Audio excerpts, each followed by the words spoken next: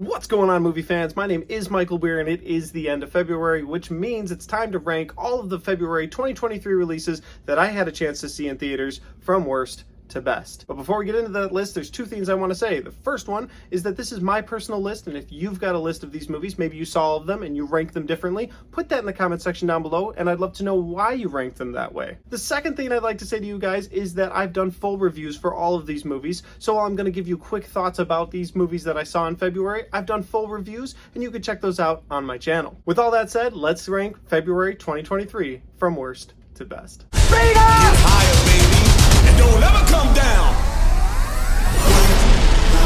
Go! Oh my God, that's Tom Brady! I won't let go.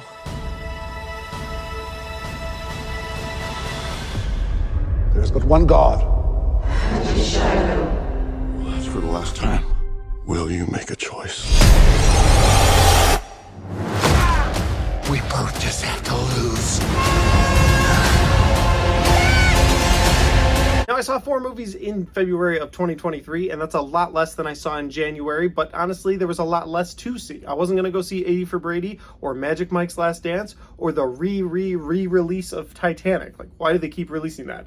I don't understand. So I saw 4 movies. That's not as many as last month, hopefully not as many as next month, since there's so much coming out next month, but let's rank them. At number 4 is Consecration. Consecration is a horror movie, and it's one of those winter horror movies that I feel like studios don't believe in, so they just dump in the winter months with little to no advertising, and that's what we got. We got a little to no advertising horror movie that didn't really work for me. There were aspects of the movie that I enjoyed, there were elements of the horror that I really liked, but when it came down to it, they got to the end, and I feel like they didn't know how to write themselves out of the corner they had written themselves into, and they just sort of ended the movie. And I didn't like what they did. With the main character, they do something that I was like, oh, that's clever.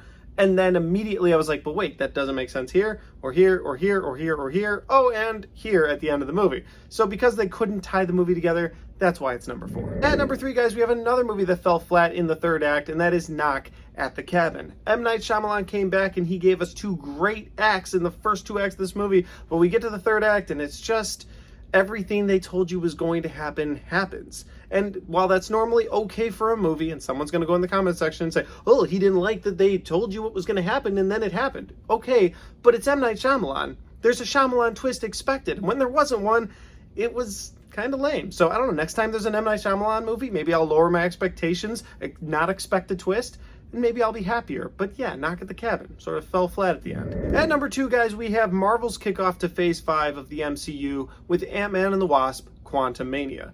This is a movie that I enjoyed. I liked Paul Rudd as Ant-Man like I always have. I enjoyed Evangeline Lilly. Honestly, all the characters that came back in this movie were fine, but that was the problem with this movie. They were just fine. Now, Kane the Conqueror, played by Jonathan Majors, was fantastic, and I can't wait to watch him in more Marvel movies down the road, as it seems like he is going to be the big bad for Phase 5, but because this was an Ant-Man movie, I expected Ant-Man to shine the brightest, and he just kind of took backseat in his own movie. There were aspects of the humor I really enjoyed in this movie, and aspects of the action that I thought were really fun. I like watching Ant-Man grow and shrink and grow and shrink. It's fun, right? It's a good time. But overall, this was a mid-level to lower-level MCU movie, and a movie that I'll pretty much forget came out by the end of the year. I'll be like, oh yeah, Ant-Man and the Wasp came out. That was the kickoff to Phase 5. Okay. And then finally, guys, at number 1, we have Cocaine Bear. Now, I just did a review for this on my channel. You can check that review out. It was a really fun time in the theater. Anytime the bear was on the screen, I had a damn good time with this movie. There were some characters I had issues with, and there was some dialogue I had a problem with toward the end, but for the most part in this movie, it was a fun time at the movie theater, and at an hour-and-a-half runtime, it worked perfectly. So, Cocaine Bear is my favorite movie in February of 2023. Take that as you will. And guys, that's my list of ranked movies in February of 2023. If you enjoyed this list, don't forget to hit the like button. Again, if you have a list of your own, put that in the comment section down below and let me know why that's your list. And finally, if you haven't subscribed yet, make sure you do that because there's a lot of content coming your way. I appreciate you guys watching this video, and I'll see y'all next time.